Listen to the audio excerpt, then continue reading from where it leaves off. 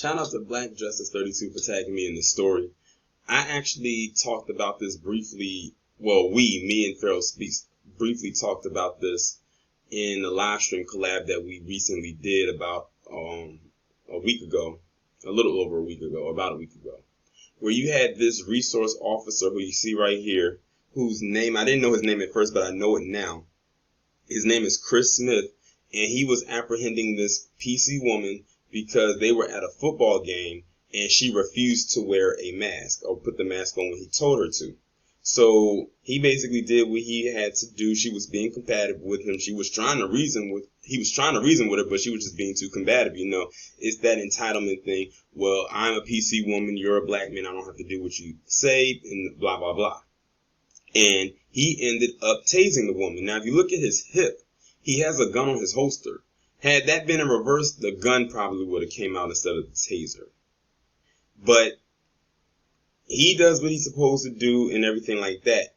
But now, per usual, and this is to be expected and not so surprising, he gets hit with a boatload of death threats.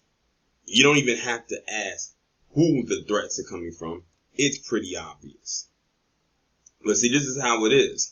They think that they don't have to follow any type of authority that a black person has, whether they are a cop, a resource officer like this guy, security guard, a manager, or anything like that, because they've been told since birth that they are superior and they do not have to listen to anything that we say. Remember what was it, LBJ said, that if I can convince the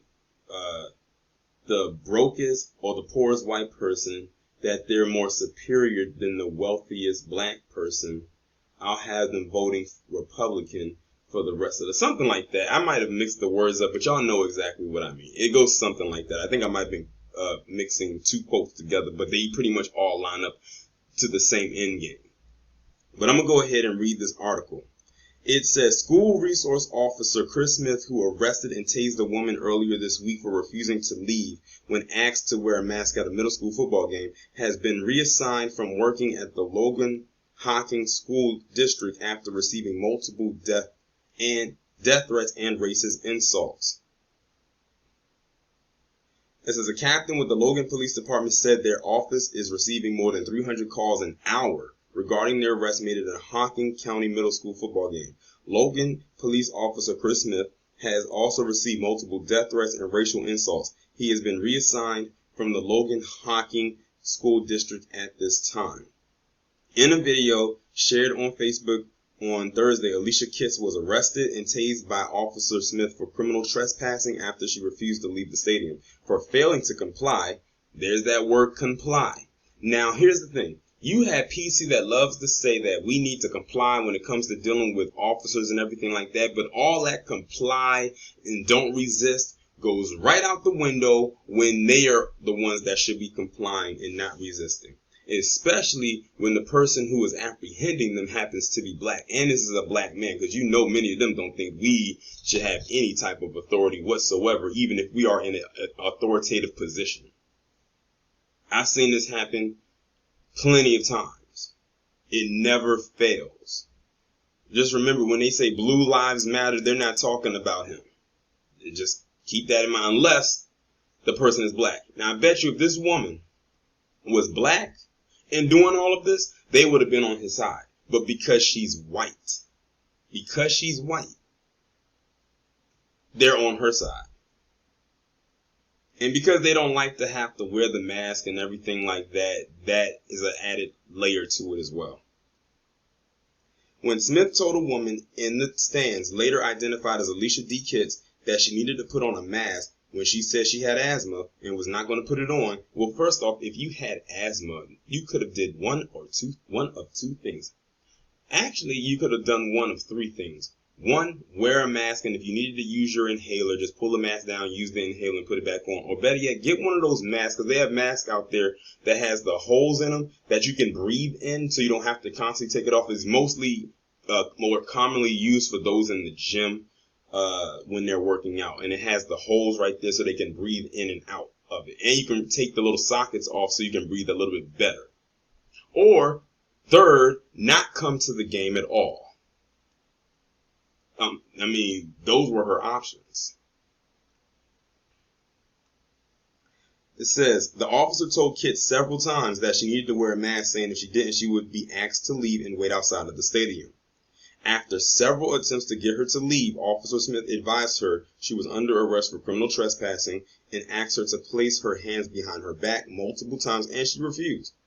Officer Smith attempted to place her hand behind her back. The female began resisting by pulling away from the officer, and another female began interfering with the arrest.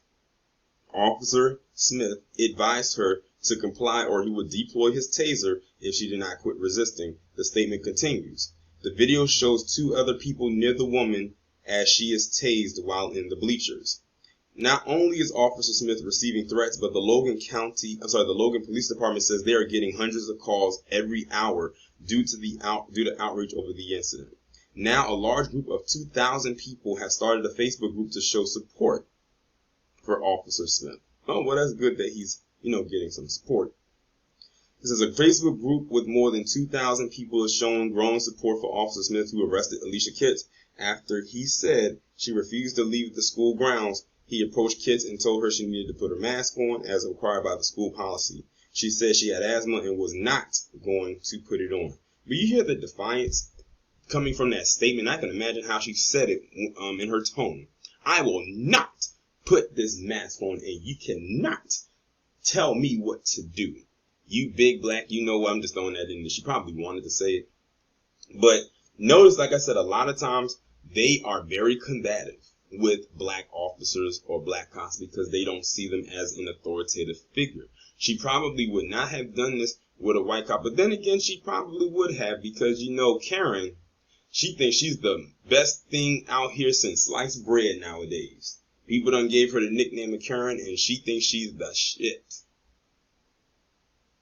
If, like I said in my live stream, it reminds me of when that chick was being real combative and she ended up slapping that black security officer. He popped her right back and had her head tilted to the back to the heavens, and she looked like a Pez dispenser. I will never forget how hard I laughed when I saw that. But this was just her privilege on display here. And see, he only used his taser. He didn't pull out his gun. He knew he couldn't do that. That would have been too extreme. He was at a kid's event. He was at a child's event. And then it said, notice that other people had interfered while he was there. And you can tell, if you look at right here in the picture, you see another arm right here from somebody grabbing his arm while he's trying to deal with her. So that person should have been charged with the interfering of an arrest. But see, I don't think he had any backup. I think he was by himself. But that's just the thing that a lot of the black police officers or security guards or whoever deal with when it comes to dealing with people like her. Like I said, she let her privilege roam free. But like I said, she knew she had asthma and she knew she was going to be approached about it. Just wear the daggone mask. I know people don't want to wear the mask, but just wear it. And like I said, she could have got those masks where it's easy for her to breathe, where she doesn't have to not wear one. There is no excuse. They notice that the asthma rates seem to have gone up quite a bit in the palm colored community ever since this mask thing has happened. Because every time I see them saying they don't want to wear a mask, one of the main excuses they give outside of being a douchebag is, I have asthma. Okay, if you say so.